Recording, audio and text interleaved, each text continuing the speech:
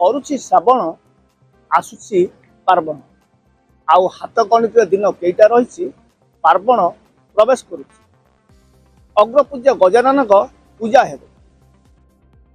सर्वपुरपल्ली देखा मिले एबटू उत्साह गाँ गाँव में हेब गणेश चतुर्थी तेरे ए संक्रांत अधिक आम आलोचना करवा जड़े अवसर प्राप्त प्रधान शिक्षक यही बुद्धगिरी विद्यापीठर गौरीपति दास सीधासल आम आलोचना कर आज्ञा सरुची श्रावण आसुची पार्वण कथार अच्छी श्रावण जाऊँगी रावण कहूँ पार्वण पार्वण पार्वणर मतलब डाकरा बहुत मधुर पिठापणार महकर काले कुआडे बासिला पार्वण पार्वण देखो पर्वर पार्वण हो पर्वर अर्थ गोटे संधि बा गंठी समाज रे बहुत माने तार मूल कथाटी हूँ दुईटी जोड़ार कथाटी हूँ से पर्वर जो पार्वण है पार्वण भितर आमर 12 मास 13 जात भली आमर उत्कल संस्कृति प्रत्येक मसरे विभिन्न पद माने पर्वपर्वाणी रही भर श्रावण गोटे पवित्र मास पार्वण श्रावण बोली जो कहुच्छी कारण श्रावण मसरे विशेषकर शिवर दुर्गार आराधना करा जाए जलाशय करा जाए इत्यादि करा जाए जी पवित्र थिला शिवंकर कुमार गणेशंकर जो पर्व आसी था भाद्रव मासरे आसी था तो भाद्रव मासर पर्वटी समग्र जगत में गणंकर सी होती देवता गणपति बोली कहते गणंकर पति बा देवता मानकर पति बोली गणपति कहते से सर्व जगतर बा समस्त गण मानकर जो मंगलदायक तेणु गणपति हिसाब से प्रार्थना कराई था तेणु ए समय विशेष शिक्षानुष्ठान मानक गाँ गहली एवं पल्ली दिल्ली पर्यंत समस्ते गणपति को आराधना करते विघ्नराज विघ्न हटाटन तृप्ति आम विभिन्न प्रकार पूजा पार्वण कौन पिठा पणा इत्यादि करा जाय थाए किंतु ये क्षेत्र रे राज्य क्षेत्र रे बा परिवेश क्षेत्र रे विभिन्न प्रकार पूजा कराइथिले मध्य आमर उत्कलीय संस्कृति भितर जहाँ रही गणपति विशेषकर लड्डू को बा लड्डू हिसाब से भोग दौचे लड्डू गोटे हूँ संसार प्रतीक जमी आम दुख जातना को धरी रखी कि छाड़देले ध्वंस करदे निश्चिन्न करदे जमी दुख पड़ जाए जमी गणेश पाखे जो लड्डूटी आम दिखे से प्रतीक तेणु पार्वण गणेश जो पूजा करा जाए ये गणेश पर्व भितर भारतीय संस्कृति सहित उत्कल संस्कृति सहित जनजीवन प्राण को समाहित कर गणेश हूँ जीवन कहवाक जा जिते लोक गोटे भावना सृष्टि होता है लोक कही था गणेश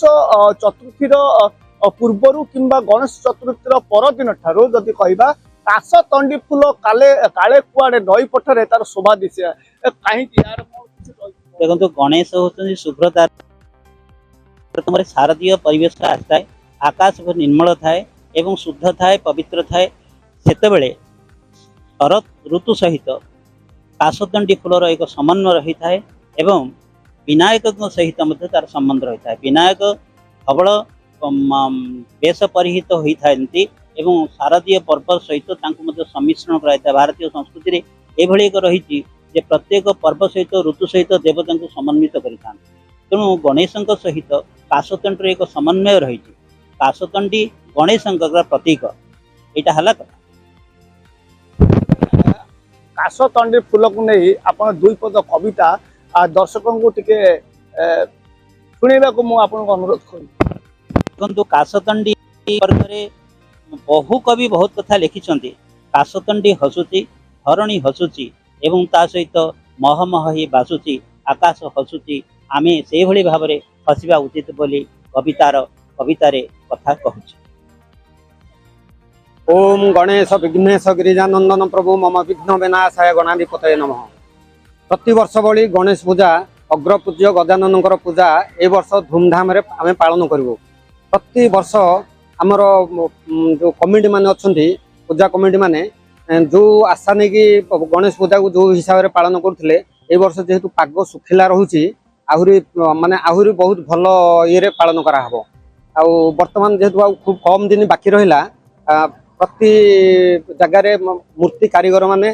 अग्रपूज्य गणेशंकर मूर्ति तैयारी कर व्यस्त अच्छा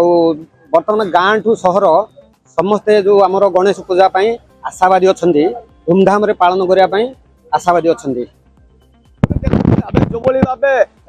प्रतिक्रिया बर्तमान शुणुले एवं काशतंडी फूल को नहीं विभिन्न कवि कविता मान लिखि यही समय रे एवं श्रावण सरुची समस्त मन में गोटे उत्साह थिला जे काउडिया माने जलाभिषेक करने प्रत्येक शैवपीठ भिड़ जमुला और से समय लोक गोटे उत्साह रही तेज आउ बर्तमान गोटे पाली रही आसंता सोमवार शेष होगा रही श्रावण मासर सोमवार काउडिया मानकर भिड़ सरिबा परे पुणी भिड़ जमीब गणेश पूजा को नहीं बर्तमान सबुठी है चलचंचल और सबुठी देखा जाए उत्सव मुखर तेज गणेश बाबांकर पूजा करने समस्त अस्थायी मंडप सज्जित होगापी प्रस्तुति आरंभ है प्रत्येक गाँ गाँव कमिटी माने उत्साहितर सह पूजा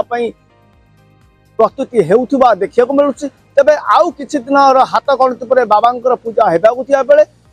सबुठी पूजा होबार रही गंजाम अभिमन्यु चर्चा न्यूज।